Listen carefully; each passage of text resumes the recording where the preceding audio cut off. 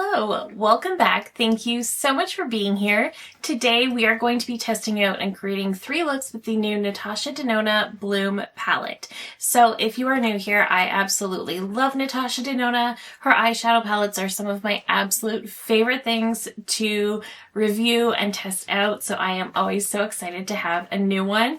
So this is her newest Bloom palette. This retails for $69 or 100 Canadian. So this is currently available on Natasha's website, Beautylish, Ulta, or Sephora US. If you do purchase off the Natasha Denona website, you can always use my code to save 15%. But if you are based in Canada, I do highly recommend Beautylish to save yourself a little bit, and shipping is always free. So just keep that in mind. But this is the outer carton of this brand new palette. This is made in Italy and has a 24-month shelf life. Here is the inner palette, and I understand that Natasha herself actually painted this little flower on the outer packaging, which I think is really fun. On the back, we have those same dots that are on her other large palettes that you can pop out and move them around if you wish, and the backing is also in that soft touch texture. So opening up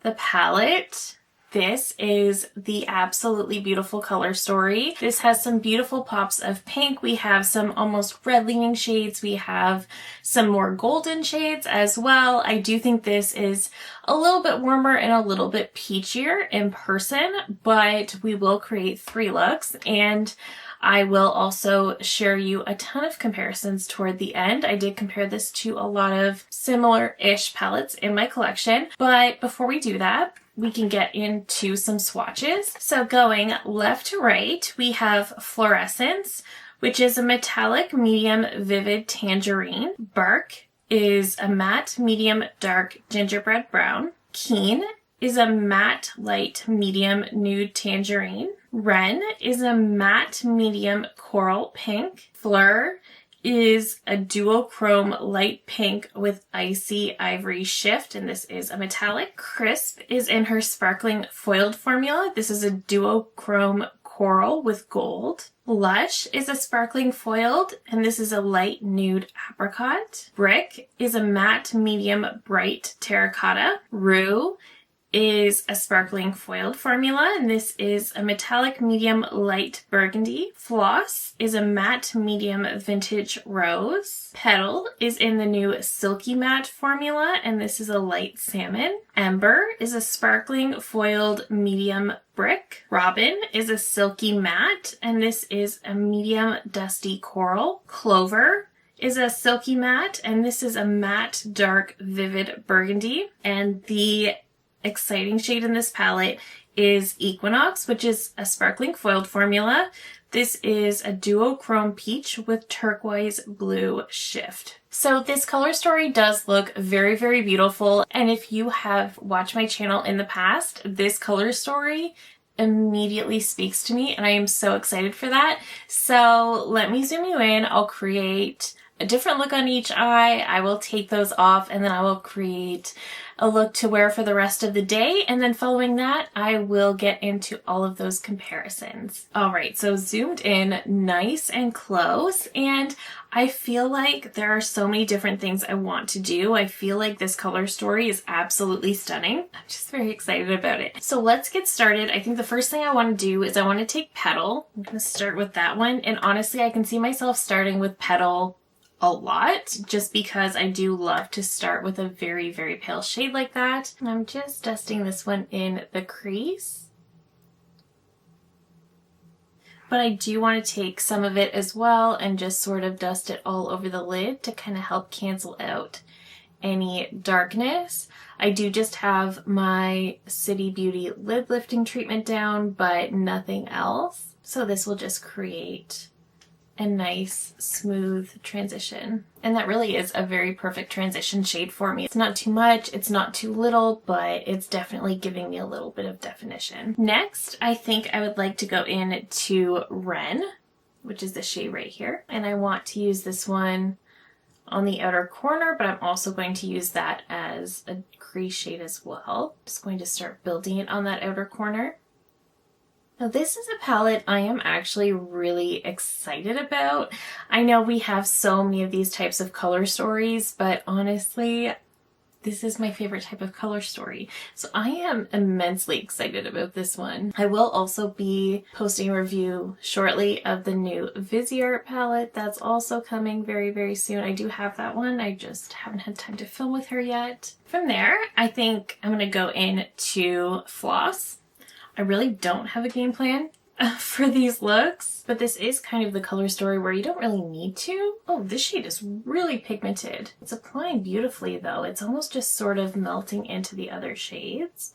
I'm not really surprised about that because it is Natasha Denona, but I do think that applied really, really well, very, very easily. It was like I got that depth very effortlessly. That shade actually did come off, I feel like, a little bit more red than it looks. I feel like in the pan it looks like it might almost be more of a mauve, but on the lids it came off as a little more red leaning. So next I'm going to grab a little bit of Rue, and the reason I'm going in with this particular shade is because this is actually a shade of pink that I don't really like on my lids typically, but I do want to use it because it is one of the stronger shimmers in the palette. And I'm just going to start putting this one in the center of the lid. I feel like a lot of pinky or rosy palettes have this exact same type of pink shade, and there's just something about that type of pink that I don't love on me personally, but I know so many brands just always put this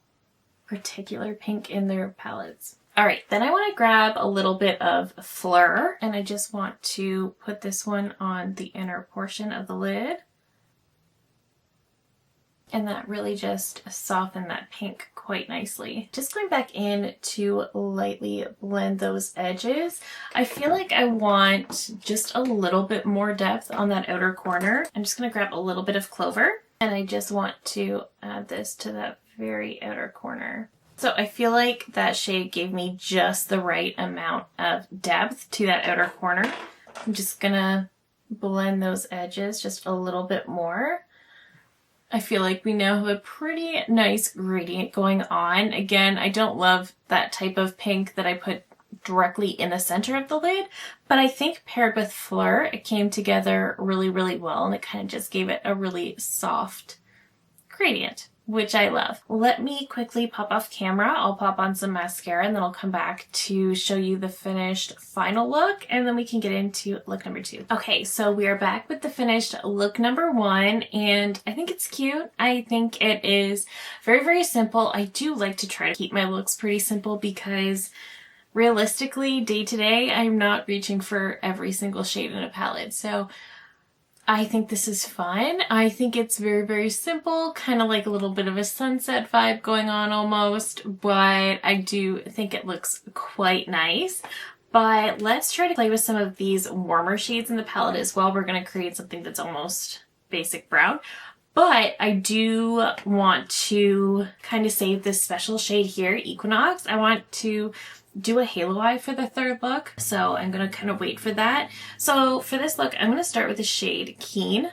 As of right now, it almost seems to me that this palette, you can either go pink or you can go warm orangey. And I think those are kind of the two options here. I really don't know if we'll be able to get much more than that. But for me, I still think this color story is really, really beautiful. And this is definitely just one that, looking at it before even playing with it, I know it's a color story that I'm going to use a lot. So from there, I want to go into the shade Bark. So this is the only really truly brown shade in the palette.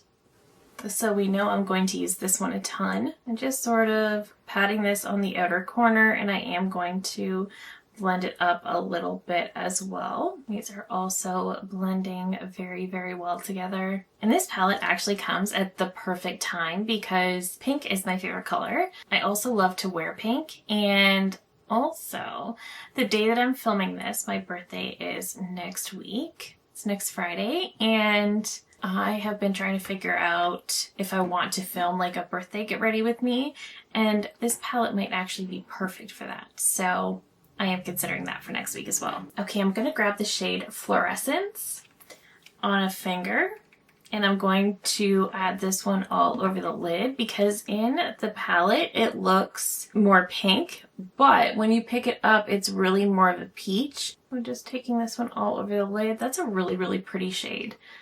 This would even be a really pretty one and done type shade just for every day if you wanted it to be. Just going back in with that crease shade, and I do want to add a tiny bit more of Bark because I feel like I lost a lot of that depth.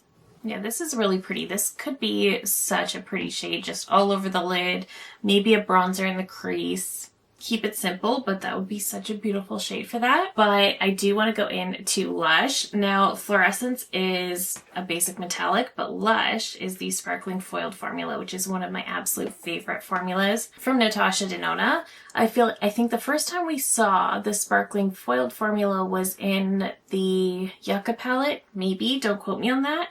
I think that may have been the first time. And oh, look how sparkly and beautiful that is. That is so pretty. But I feel like the Yucca was the first time we saw the sparkling foiled, and they're just some of the most beautiful, most sparkly shades that she has. But I do feel like the last couple of palettes where she's called something a sparkling foiled, they're really not as foiled. They're just really, really sparkly. So that is just something I wanted to point out. I feel like the sparkling foiled in the Yucca palette are so much more intense. But I do still think this is very, very beautiful, and you could definitely see how much more sparkle came from the shade Lush than we got from Fluorescence. And then I do want to grab a brush and I want to go into CHRISTYH. Now, because this is one of her very sparkly shades, I don't normally want to grab it with a brush, but because I want it for my inner corner, I'm just going with a brush, and that actually is pretty. It does look so white in the pan especially.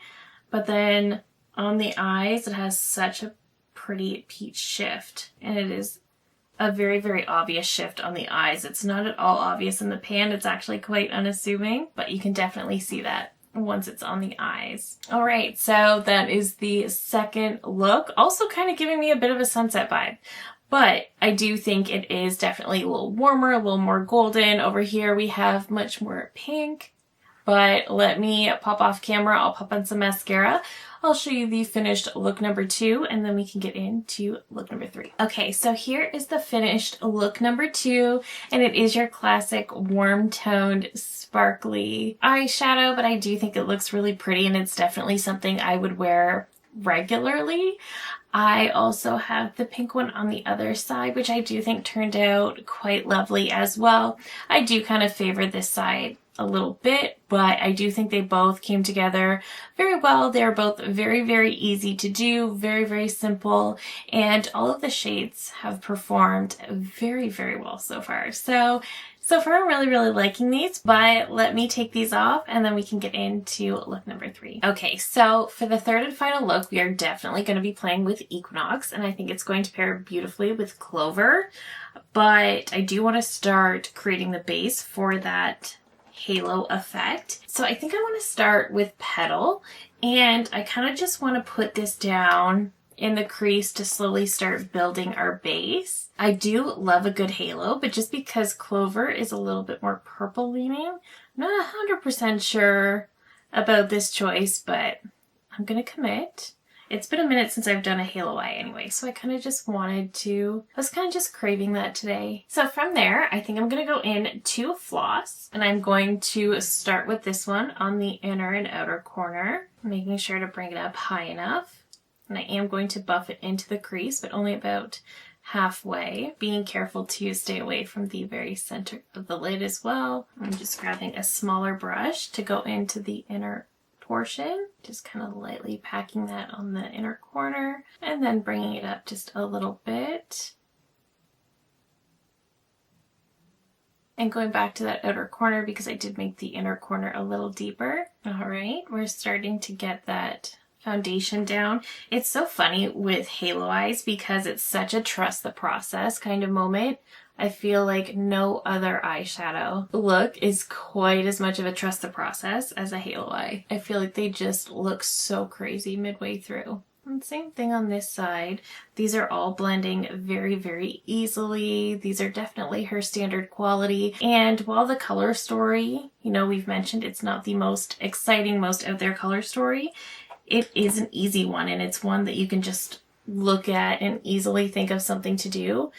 Some palettes, I would say even her Roxa palette that she came out with back in the fall, I would say the Roxa palette is one that can be a little bit overwhelming. Not terribly so, but it can be a little bit more overwhelming than something like this. This one's a little more along the lines of I need a warm or I need a nude, where it doesn't really matter really which shades you pair together, you're just going to get something that works, which I can definitely appreciate. Grabbing a smaller brush, I'm going to go in to Clover. I'm going to start layering this one on top of Floss, keeping it a little bit lower, not quite bringing it all the way into the crease, and just sort of building up the intensity. I'm excited to see how this comes together once I add in Equinox, because that is the shade that I have been eyeing up since I think she revealed this palette. So this is hopefully where it's going to come together, and I'm going to look less crazy. I'm going to pick up Equinox on a finger, and I'm going to place this one right in that very, very center portion. And I am going to work it out just a little bit onto those mattes, but not too much. That really is such a pretty shade. This look was the very definition of trust the process. Even though I know a halo eye always does this to me whenever I create it, I feel like the whole time I'm always having a bit of doubt in my mind.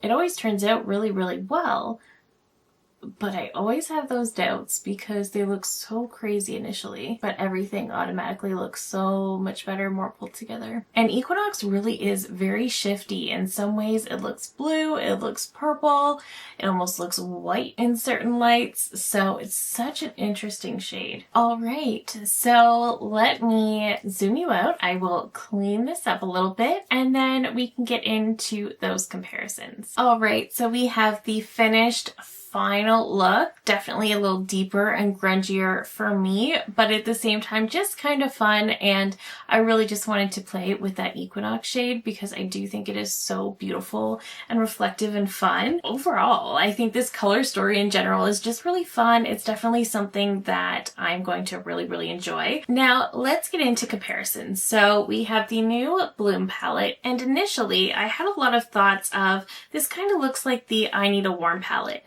And side by side, I really don't think they're anything alike. This one is obviously so much more brown when you pair it beside this one. When you look at this one on its own, you can see those warm orangey leaning tones almost, but I love that this palette isn't orange. And then when you put it beside this one definitely, of course, leans into those more pinky, rosy, peachy tones. So I didn't bother to swatch them side by side because I just did not feel that there was enough similarities there. Now, the palette that I was reminded of the very, very most when I was looking at this one is the Patrick Ta Major Dimension 2 palette. So when you actually look at this one, and you look at them side by side, they both have these sort of reddish pops in here. They both lean a little bit more warm, and there's some very, very similar shimmers. And we also have a couple of those more gold leaning pops. So I will pop up those swatches, and you can see I was definitely able to get some very, very similar shades. So I think if you have the Major Dimension 2, you will definitely be able to create some very similar looks. I did want to show you a side-by-side with the mini Rose palette from Natasha as well. And side-by-side you can see that the mini Rose is definitely much more pink. There is a little bit more of a mauve to it as well. And even though we do get a bit of a purple in here, it's not quite the same. Even on those swatches you can see I wasn't fully able to get very many similarities. I mean, we have a vastly different amount of shades, but I wasn't able to get as close as I thought. Now, when I first saw the reveal photos of this palette, the first palette I thought of was my beloved Mini Biba. If you've been here for any amount of time, you know how much I love this Mini Biba palette. This has been my top favorite eyeshadow palette for several years at this point, and if I put them side by side, I think you can see where I'm going with that. You can definitely tell that the Bloom palette has a lot more peachiness to it. I think the Mini Biba is more peach, but I feel like you can see that they're definitely related. They're definitely in the same family. I do think the Mini Biba looks quite muted compared to the Bloom palette, but there's definitely a relation there. I also pulled out the Beautyverse Love palette from Charlotte Tilbury. This was her holiday release for 2024. I feel like this one is much more rosy, but we definitely got some very, very similar tones. I feel like Natasha gives us a lot more of these lighter, peachy, almost orangey leaning shades, whereas the Charlotte Tilbury is just very focused on those pinks. But you can see I was able to get some very, very similar shade matches in here as well. Another palette that caught my eye is another brand that is very famous for their pinky gold color stories, and that is from NARS, and this is the Afterglow Irresistible palette. Now they look very different. The NARS looks much deeper and grungier, but I think it's the backing. So here we have a black background. Over here it's more pinky beige almost, so this one does look lighter and brighter. But if you pop up the shades side by side, you can see where I'm going with this. We have a lot of very similar shades. We have some similar pinks, we have some similar golds. Side by side you can see it a little bit. In the swatches, you can really see that there is quite a few similarities there. I also wanted to compare to the Sigma New Mod palette. This is one of my favorite more mauve-y leaning color stories. What I love about this one is it also gives us some very easy to work with browns in here too. And side by side, I mean, there's some similarities in those pinky tones. Popping up the swatches, they weren't as similar as I thought. I still think the Bloom palette leans a little bit peachier. I will say though, the New Mod palette is probably one of my favorites. It's one of the very best from Sigma. I did want to show you a side-by-side of the Love palette from Natasha Denona, and you can see the Love palette definitely goes harder into those purples, and the pinks are a little bit more pink and a little less peach. So you can kind of see that side by side. I'll pop up those swatches. So while we do have some similar shades in here, particularly these very light, creamy, almost salmon colored shades, they're very similar. Some of the brighter pinks are similar as well. We have that pop of gold in both palettes, but somehow this one ends up being much more purple and more deeply pink, and this one is just softer and peachier. And finally, I wanted to show you a very quick comparison of the Bloom palette to the Retro palette, and this is really more for comparison's sake. The Retro palette definitely has much more mauve to it. We have some similar tones. There are some peachier elements to this palette as well. And we have some similar shades here, but not a ton. So I'll pop up those swatches and you can see that particularly with this last little bit of the new palette, I was able to get some pretty close swatches, but nothing identical. So I wouldn't say it's particularly like the Retro either. I would say the most similar of all the ones I just showed you is the Patrick Ta Major Dimension 2, because it does give us some of these pink tones. It also ranges from this very lightest peach here to some deeper pink tones and to almost a purple, and including these more red tones. And then in his shimmers, he also gives us a range of pinks as well as a couple of pops of gold. So I think the Patrick Ta is the closest. I think if you had that one, you'll be able to create some very similar looks. But otherwise, I don't have anything in my collection that is nearly identical to this. So that does make me happy. And I do think this is a really pretty color story. I do think this is one that is very easy to use. It's not one that I need to look at too long to figure out what I want to do. It's very easy and simple. Again, I think the shade Fluorescence is going to be a really beautiful, just one and done, throw it all over the lid and call it a day type shade. Equinox is of course a really gorgeous shade too. I think everything in here is really beautiful. These shades performed very well. There's only a couple of shades in here that I didn't get to use, and I will just have to use them another time. But I did end up trying almost every shade in this palette, and I can say I do feel like this is up to her typical quality. I think it's really great. The only thing I wanted to note is the sparkling foiled. I feel like they've kind of lost the foiled portion of that aspect, but I do still think they are really incredibly sparkly, beautiful eyeshadow shades, and I think they're stunning. So overall, I love this one. I knew I would. The color story is a very me color story. The packaging is so beautiful, very perfect for spring. And the formula is still great. I don't have anything that is identical to it in my collection. I have a lot of pinks. I have a lot of pinky gold color stories. This one is that pinky gold color story with a peach twist, is how I would kind of describe it the best. I also think that NARS palette was quite close now that I'm thinking about it, but honestly, as much as I love the NARS formula, and in particular the NARS mattes, I do much prefer Natasha Denona's shimmers. So I do think that this has a place in my collection, and I really do love this really pretty color story. I have nothing bad to say about it. I think it's a really, really solid palette. But let me know all of your thoughts down below. Did you pick this one up? Did you pass on it? Are you still thinking about it? Just let me know all of your thoughts. Did any of these comparisons help you out? Let me know. I love hearing from you guys so much. If you're new here, I hope you'll consider subscribing before you go. I do upload new videos every single week. Thank you again so very much for watching, and I will see you in my next one. Bye!